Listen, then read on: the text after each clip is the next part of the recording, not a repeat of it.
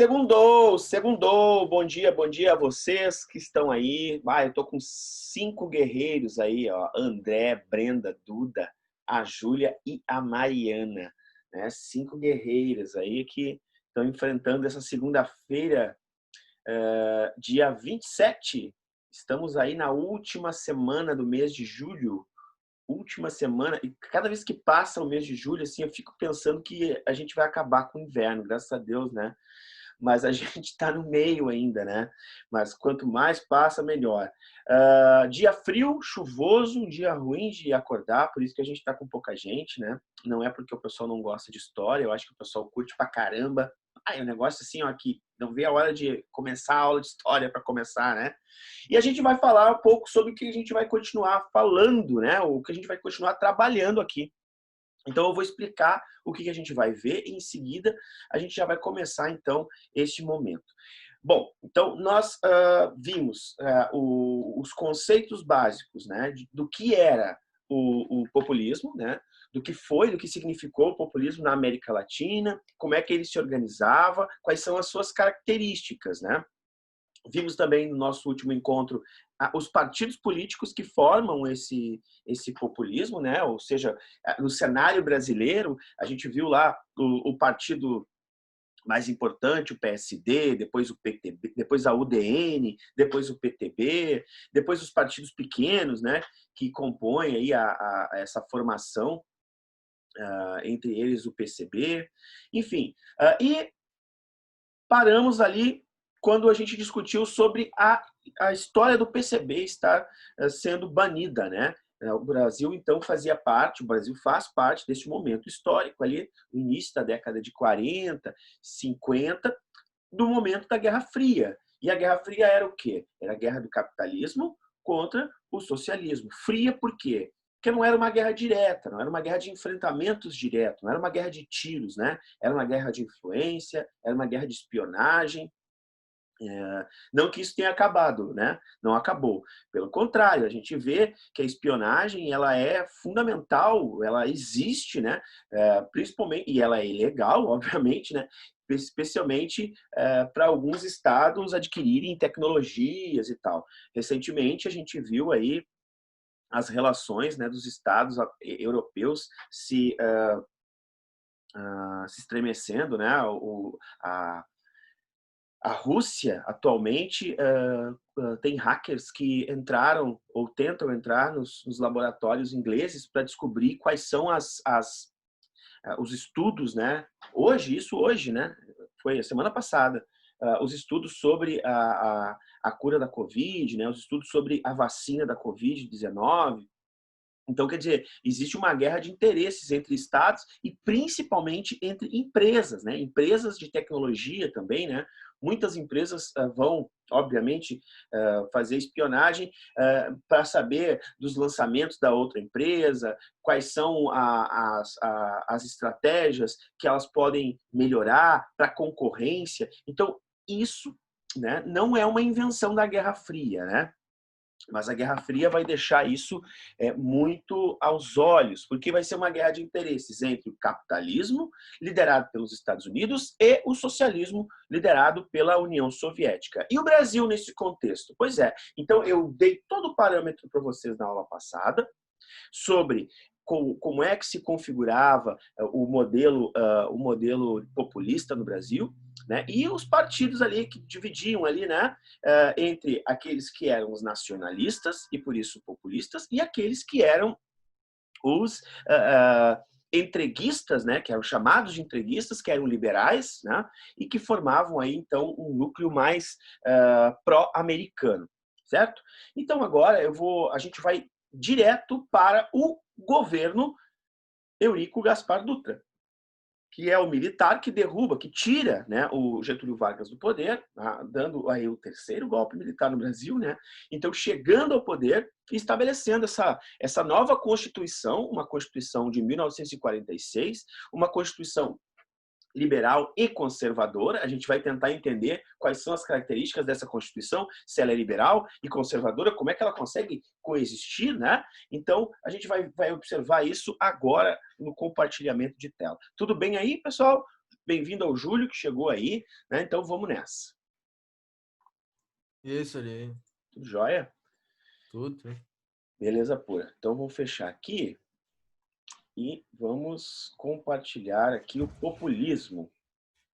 Tá aqui. Eurico Gaspar Dutra, tá? Bom, esse cara vai ficar conhecido, ele compõe ali o PSD, que é a elite agrária do Brasil, e o PTB, né? Então ele tem o apoio de dois partidos que foram criados por Getúlio Vargas. Ele tira o Getúlio, mas ele se apoia nos dois partidos que foram criados por Getúlio. E em 1946, então, ele entrega uma nova Constituição. Essa Constituição tem uma característica. A característica de ser uma Constituição liberal e conservadora. É a Constituição pós Segunda Guerra Mundial no Brasil. É a Constituição pós-Estado Novo. Quer dizer, o Estado Novo tinha uma Constituição que chamava polaca. Era uma Constituição autoritária. Era uma Constituição que não dava direitos de liberdade ao povo. Essa não. Essa é uma Constituição que dá direitos, ela é liberal, não, ela funciona principalmente em termos de desenvolvimento econômico, para o desenvolvimento econômico, mas ela é conservadora. Por quê? Bom, porque ela ainda mantém algumas características do Vargas. Veja só, sindicato atrelado ao Estado. Quer dizer, o controle da massa sindical, né, é importante para que o Estado não sofra tanto, né, com críticas, não sofra tanto com movimentos de greve, não sofra, que o Estado possa mediar, né, esse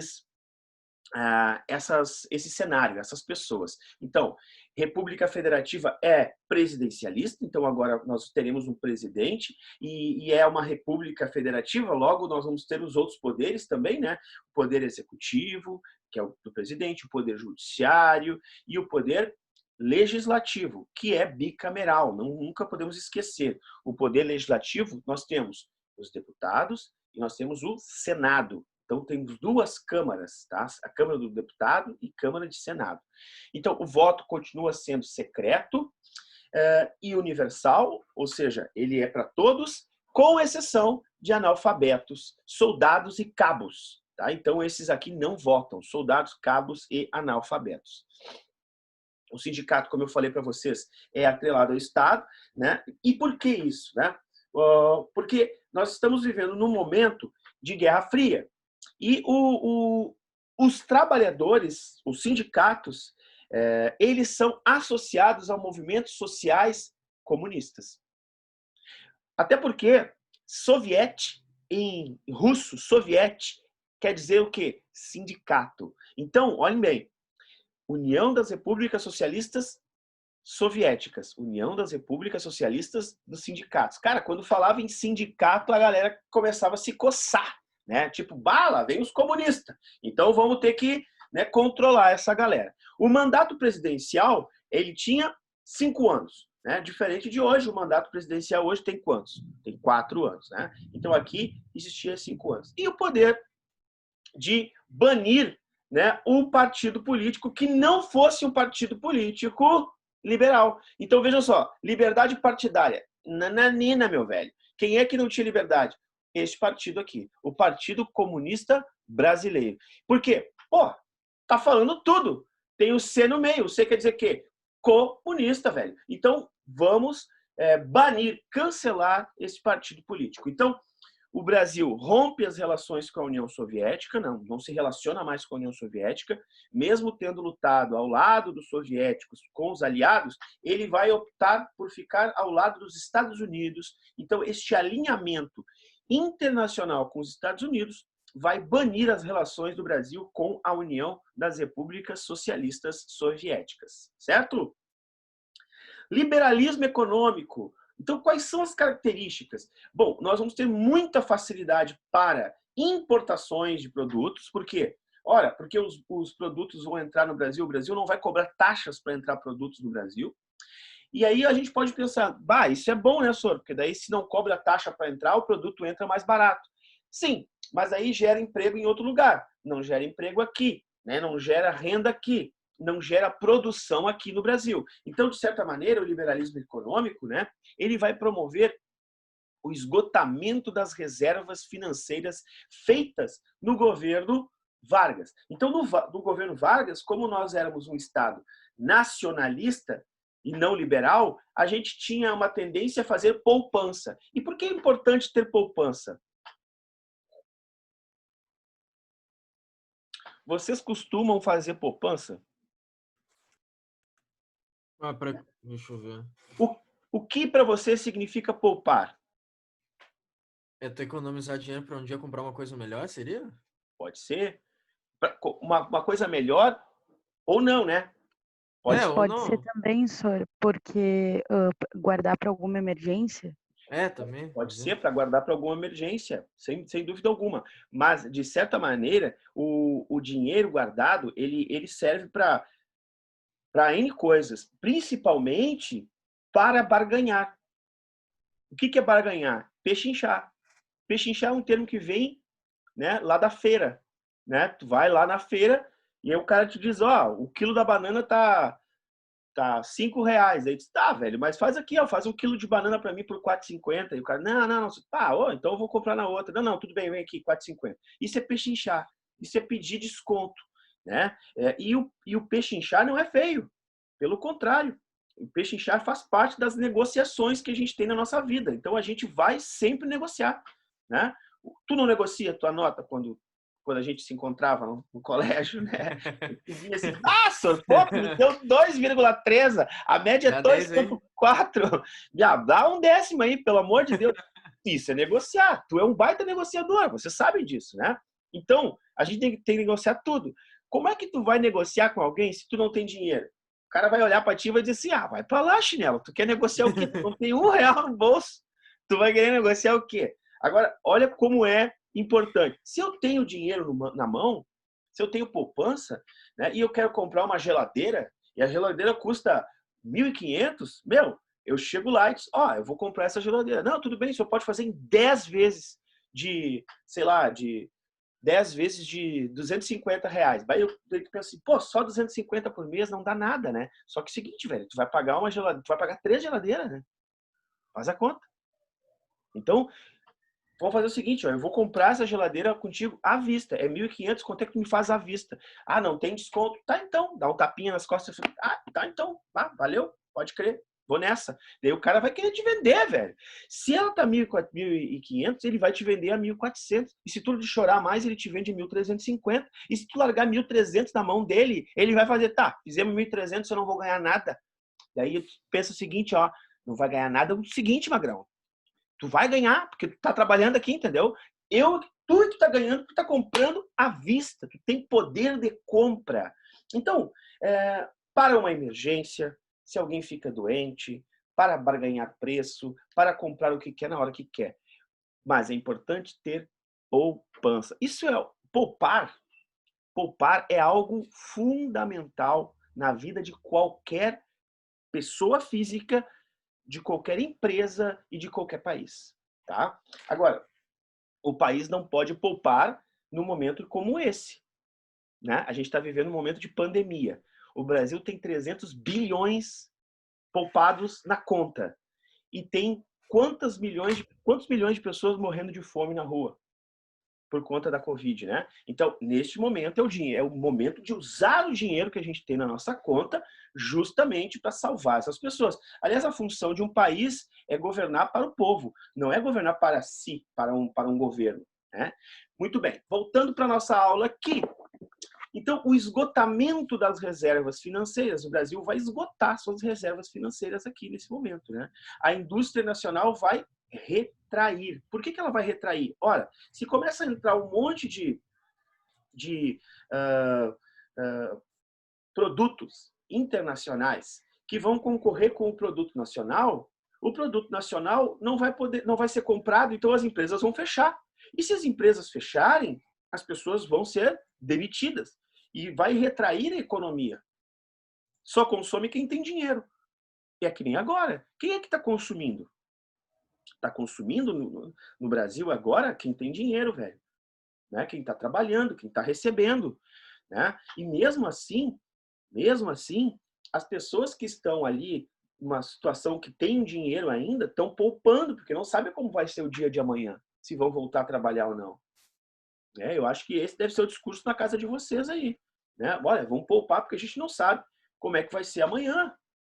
Então, veja que nós vamos ter o chamado arroxo salarial. Endividamento, as pessoas vão ficar endividadas. O arroxo salarial é o seguinte, o salário diminui. O salário que antes era 10 passa a ser 2. Diminui a quantidade de empregos. Nós vamos ter um descontentamento do trabalhador. Os trabalhadores vão ficar sem emprego, sem perspectiva. Vejam que lá no início do governo Vargas, eu disse para vocês que a maior parte da população estava onde? No campo. E aí a população começa a ir para a cidade, por quê? Porque Vargas faz leis trabalhistas, salário mínimo, então as cidades começam a ficar mais cheias. Só que agora é o seguinte, Galo, se a cidade está cheia e não tem emprego, o que nós vamos ter? Miséria. Nós vamos ter pessoas morando na rua, formação de vilas, formação de um cinturão de miséria nas cidades. E esse cinturão de misérias, de pessoas pobres, vai gerar o quê?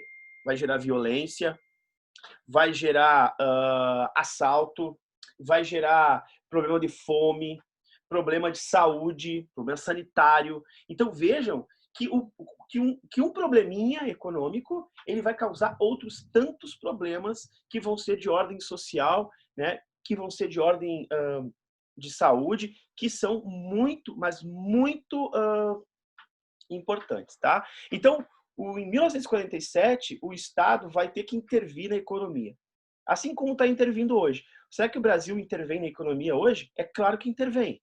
Hoje, por quê? Ora, porque se ele não der 600 pila para as pessoas comerem, cara, essas pessoas vão morrer de fome, vão assaltar, vão entrar no supermercado dando pedalaço.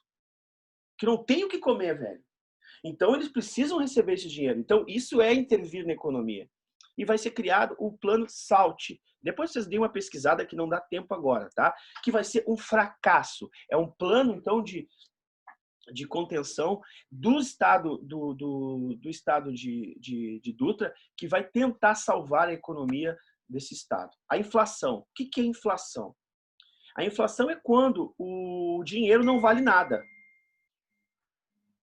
O que é inflação? É quando o dinheiro que eu comprava, 10 dinheiros que eu comprava 10 pães, agora com mesmo 10 dinheiros eu consigo comprar 5 pães. Ou seja, o dinheiro está valendo a metade. Então, vejam que em 1946, a taxa anual de inflação, 1946, ela era altíssima. Então, era 23 aqui, 23% do aumento médio dos preços. Em 47 baixa para 3, mas vai subindo. Por quê? Porque isso é artificial. Quando acontece uma baixa abrupta disso é porque o Estado está intervindo na economia. E o desgaste do salário, quer dizer, o salário já não vai valendo mais nada. E lá em 1953 vai estar em 21% de novo. Quer dizer, vai aumentar drasticamente. E aí, gente, no final do governo Eurico Gaspar Dutra, o povo já está querendo de volta quem? Getúlio Vargas. Por que Getúlio Vargas? Ora, porque o Getúlio Vargas é o pai dos pobres. Então ele vai usar todo aquele discurso de ser o pai dos pobres, de ser o cara que vai dar um salário digno para o povo brasileiro, que vai arrumar a economia do Brasil. Ele vem com um discurso dizendo o seguinte, que os Estados Unidos estão querendo escravizar o povo brasileiro para que nós nos tornemos os escravos dos seus produtos, que nós temos que valorizar a nação. Ou seja, Vargas vem com um discurso nacionalista populista. Então, anotem do lado de Vargas, discurso nacionalista e uso do populismo. Então, ele vem como líder e pela primeira vez na história desse país, esse cara vai ser eleito. Ele nunca tinha sido eleito.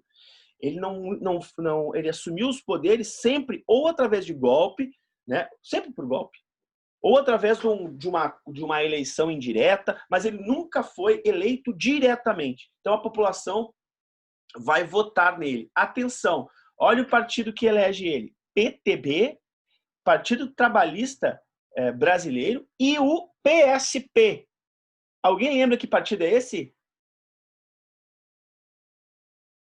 A gente falou desse cara. Vou voltar aqui para vocês verem. É o Partido Socialista Brasileiro? PSP, esse aqui, ó. Partido Social Progressista. Social Progressista. Olha o que o cara disse aqui, PSP. ó. Tá. Olha o que o cara disse. Eu Tudo roubo, mas eu faço. Bah, que cara de pau, velho. Ademar de Barros. Então, vejam bem, Getúlio Vargas volta para o governo apoiado por um partido extremamente fanfarrão, que é o PSP, né? Eu roubo, mas eu faço, e o PTB, que é o partido do povão, que queria ele de volta, porque Jesus, porque Getúlio, velho, ele é o cara que deu salário pra gente, ele deu o que a gente comer, ele deu dignidade pro povo brasileiro, ele é o cara. Então, vejam bem, o Brasil está numa crise econômica, uma inflação, ou seja, falta de recursos, dinheiro não vale nada, uma crise política, um monte de greve de trabalhadores, porque os trabalhadores não recebem salário, o salário está desvalorizado, enfim, pressão da oposição que, quando o Getúlio ganhou, velho, aquele partido UDN, vou voltar. Esse partido aqui, ó, a UDN, que eles eram ligados aos Estados Unidos, donos dos veículos de comunicação, né? Entre eles a Assis Chateaubriand, a família Marinho do Globo, né? Do jornal o Globo, da revista Globo, né? É a segunda maior força anti-getulista. Cara, esses caras, eles vão pegar no pé de Getúlio Vargas. Eles vão dizer o seguinte, ó, Getúlio Vargas é comuna. Getúlio Vargas é amigo do urso comunista que come criancinha. Getúlio Vargas quer destruir o Brasil. E não vão deixar o Getúlio Vargas governar, velho. Vão ficar infernizando a vida do Vargas. E aí vai pipocar greve. E o Vargas tem uma sacada. Isso é importante. Ele cria o Banco Nacional de Desenvolvimento, BNDE.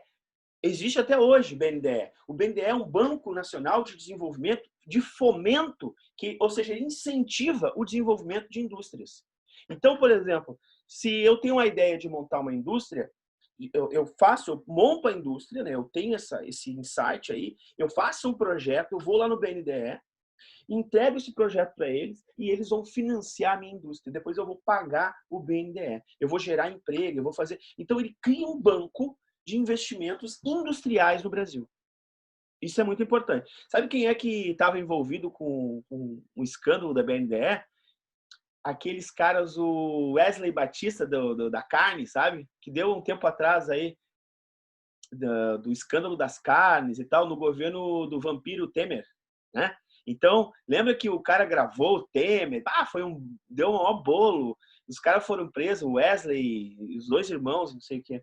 Cara, o BNDE é um banco de fomento que empresta dinheiro a valer para os empresários. E os empresários têm que gerar emprego. Essa é a ideia. É gerar emprego nacional e esse dinheiro volta para o BNDE, porque eu vou pagar ele. Só que os juros desse banco é muito baixo. É vantagem, então, para o empresário brasileiro buscar dinheiro neste banco, BNDE. Certo? Muito bem. Então, aqui nós vamos ter o nacionalismo versus o liberalismo, aquilo que eu falei. Então, o Getúlio Vargas, que é nacionalista, né? Ou seja, quem é que apoia? Os estudantes, os sindicalistas, o Partido Trabalhista Brasileiro, os comunistas apoiam Vargas. Então, digamos assim, toda a ala mais popular do Brasil vai apoiar Vargas. Inclusive, Vargas vai querer criar uma companhia brasileira de produção, de extração de petróleo. Em 1950, o petróleo se torna algo importantíssimo e foi descoberto no Brasil através de pesquisa e tal, alguns poços de petróleo importantes. Então, Vargas trata de nacionalizar esses poços de petróleo. E por que ele vai nacionalizar os poços de petróleo? Porque ele vislumbra, ele projeta que o petróleo vai ser a energia do futuro. Ele projeta essa parada. Ele diz, bom, só um pouquinho. O mundo está se enchendo de automóveis. E nós temos a energia que vai promover os automóveis, pô. Então, o petróleo... E ele nem sonhava no derivado do petróleo, né? Que hoje se faz de derivado do petróleo plástico, se faz um monte de coisa, né? Polipileno, sei lá. Mas ele nem pensava nisso, cara. Ele pensava só no fuel. Ele só pensava na gasola. Ele só pensava no óleo diesel. É só isso que ele pensava. E que o Brasil podia ser um país fornecedor para o mundo disso. Então ele pensou no petróleo e fizeram uma campanha chamada Campanha do Petróleo é Nosso. Essa campanha foi uma campanha, isso, além de gerar emprego no Brasil, né? Porque se ele começa a refinar, a escavar, a extrair petróleo, ele gera emprego para trabalhador brasileiro. Então, do outro lado, nós temos os liberais. Os liberais não queriam saber disso. Os liberais queriam era que o capital internacional, o capital americano, né, porque eles estão associados com o capital americano, que esses é que explorassem o petróleo, por exemplo. Então, quem é que apoia os liberais? A UDN, que são aqueles caras chamados entreguistas, né, dos meios de comunicação, empresários ligados aos Estados Unidos, setores de forças armadas. Então, olha só, o exército brasileiro pró-americano. Aliás, nessa época, o exército brasileiro, desde a Segunda Guerra Mundial, está muito juntinho com os Estados Unidos. Está juntinho, fazendo churrasquinho, né? Dando bandinha, fazendo cursinho, como é que pega na arma, como é que atira, como é que rola no chão, como é que pula de paraquedas. Então, tô brincando, mas é verdade. Então, o Exército Brasileiro vai ter relações, vai desenvolver a chamada Escola Superior de Guerra. É isso que significa essa sigla aqui, ó. Essa sigla ESG significa Escola Superior de Guerra. Essa escola vai aprender com quem? Com os mariners, com os soldados americanos. Vai estudar nos Estados Unidos estratégia, estratégia, né? Vai buscar elementos que vão deixar o exército mais sofisticado. Pergunto, vocês acham que o exército vai aprender somente táticas novas, mexer com armas, ou ele vai mudar também a ideia? Vai mudar a forma de pensar também, Vai né? mudar a forma de pensar, perfeitamente. Então ele vai ser muito influenciado pelas forças americanas, porque essa é a ideia dos Estados Unidos, que é dominar através de uma força existente já no país. Então, que força é essa? O exército. E o exército tem uma tradição, né? A gente tem visto aí, o exército tem uma tradição de dar golpes no Brasil. Deu lá na República, depois deu nos anos 30, depois em 46, né? Agora está de novo de olho, porque Getúlio Vargas está fazendo um governo que ele foi eleito, mas é um governo nacionalista, que não é pró-americano. E aí, então, os meios de comunicação, que eram donos desses meios de comunicação, entre eles a Rede Globo, de televisão não, de rádio e de jornal, né, começa a bombardear. Rede Bandeirantes, Rede Manchete, né, vários meios de comunicação começam a bombardear, né, falar mal de Getúlio Vargas, dizer que Getúlio Vargas, olha o absurdo, que Getúlio Vargas, olha que loucura, era comunista. Mas Getúlio nunca foi comunista. Getúlio perseguiu o comunismo. Ele não era de jeito nenhum. Que ele era de esquerda. Não era de esquerda. Getúlio Vargas era um cara mais conservador do mundo. Ele era nacionalista. Cara, tu vai cair na prova, tu vai abrir a prova de vestibular do Enem, vai aparecer Getúlio Vargas. A primeira coisa que tem que vir na tua mente, assim, e bater, ó, nacionalista. Tu não tem que pensar em outra coisa.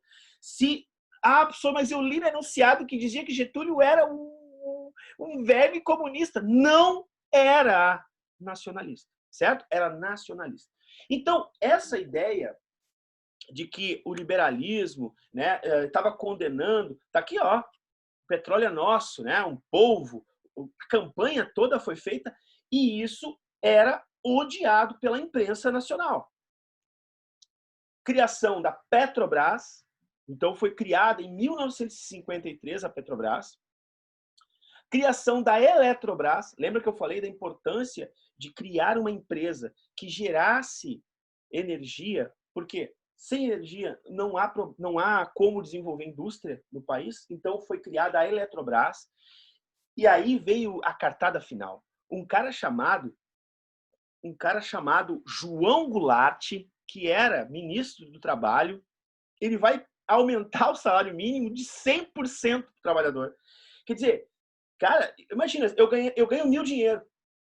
Aí no outro dia eu vou ganhar 2.000 dinheiro. Cara, eu vou ficar trifaceiro.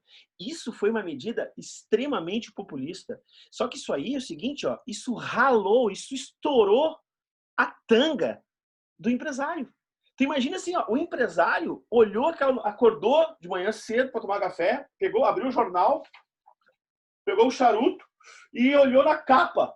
Salário mínimo aumenta 100%. O que está acontecendo? Velho, o cara vai enlouquecer. Porque se ele tem uma folha de pagamento que é X, no outro dia, no outro mês, ele vai ter X ao quadrado, velho. Ele tá fuzilado, para não dizer outra palavra, que eu tô online aqui, né? Ô, meu, eu não quero nem saber o que vai acontecer, mas eu só sei o seguinte, ó, Getúlio Vargas vai ser crucificado pelo empresariado brasileiro. Quem é que apoiava Getúlio, faltando 6 minutos para terminar a nossa aula? O povo. Quem apoiava Getúlio? O povo apoiava Getúlio. Quem é que era contra ele? Todo o resto. Os empresários, os fazendeiros, né? A UDN, a imprensa, os bancos odiavam ele, os Estados Unidos odiavam ele, todo mundo odiava o cara. Menos o povo brasileiro. O povo brasileiro achava que Getúlio era o cara. Então, críticas generalizadas, né? Manifesto de coronéis contra ele, até que o assessor de Getúlio Vargas, é um cara chamado Gregório, ele vai cometer a maior besteira da sua vida. Ele vai promover um atentado na rua Toneleiros. Esse atentado é a tentativa de matar um cara, que é esse aqui, ó. Esse cara aqui, ó. Carlos Lacerda. Esse cara é da UDN e esse cara é uma pedra no sapato. Esse cara acordava de manhã e falando mal de Vargas. Ele dormia, quando dormia, falando mal de Vargas na rádio. Então, ele falava mal o tempo inteiro. E quem é o Gregório? Bom, Gregório é um guarda-costas de Vargas. É um guarda-costas de Vargas que vai tomar as dores pelo presidente e vai tentar matar, vai contratar uma pessoa para matar o Carlos Lacerda. E vai dar tudo errado. Ele atira, o cara esse atira na parceria que está do lado do Lacerda, que é um militar, e mata o militar. Pá, velho! E o Lacerda sobrevive. Bah, velho! E aí começa uma pressão em cima de Vargas, E Vargas, tu tem que renunciar, porque o governo é um governo autoritário ainda, porque Vargas quer dominar o poder, Vargas é comunista, até que Vargas não aguenta o tirão e se mata-se, que nem falam os Catarina. Ele se mata. Gurizada, o Vargas se dá um tiro no peito em 24 de agosto de 1954 e escreve uma carta-testamento, né? Ele escreve a carta, toda a máquina de testamento, se mata e ele promove a maior comoção nacional. Vargas, olha só, galera, isso aqui não é show do Rolling Stones, não. Isso aqui não é parada gay. Isso aqui é o seguinte, isso aqui é a população, velho, em Copacabana, pro enterro de Vargas. Porque nessa carta, entre outras coisas, nessa carta de Vargas, ele coloca que ele sai da vida para entrar na história, para proteger o povo brasileiro de forças escusas que querem dominar o país. Sem dúvida alguma, anota o que eu vou escrever. Vargas ele vai adiar o golpe militar no Brasil por 10 anos. A morte de Vargas serve para adiar um golpe militar no Brasil 10 anos depois. Então ele se mata em 54 e somente em 1964 é que nós vamos ter um golpe militar. Olha que loucura. Então, ele consegue sair do governo, manter a estabilidade do governo, né? O cara se matou, né? O Gregório foi preso. E o final do mandato de Vargas vai ser assim, ó. O vice dele, que é o Café Filho, se aproxima da UDN, olha que canalha, o cara vai, se aproxima dos inimigos, né?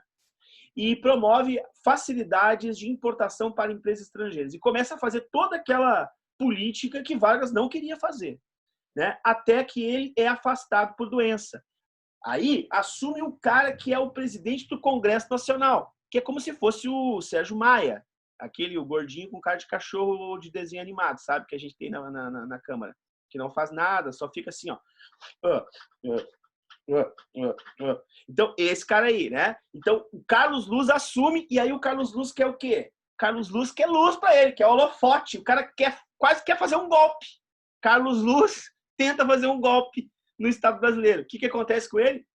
Ele é impedido por um marechal chamado Marechal Henrique Lott. Proíbe Carlos Luz de assumir o poder.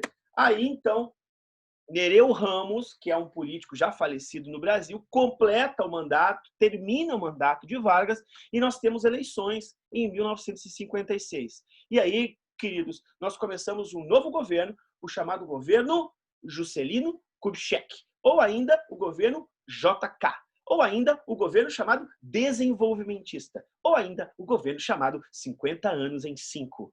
Certo, queridos? Sobre este governo, sobre o Juscelino Kubitschek, sobre o desenvolvimentismo, sobre a chegada da televisão no Brasil, sobre a bossa nova, sobre o Brasil e o maracanaço, a gente fala no nosso próximo encontro, que é sexta-feira, dia 31, o último dia do mês. Tudo bem aí? Tudo certo, tudo certo. Fiz vocês dormirem ou fiz vocês acordarem? Não, acordar, vai, Acordar, foi. Acordar, então tá bom, ó. Eu desejo uma ótima semana para todo mundo. Espero que o tempo melhore nessa semana. Tá feia pra caramba. Mas a gente se vê. Falou? Feito. Até sexta. Boa Tchau. semana, até sexta. Tchau, tchau. Tchau. Beijo, senhor. Feito. Tchau.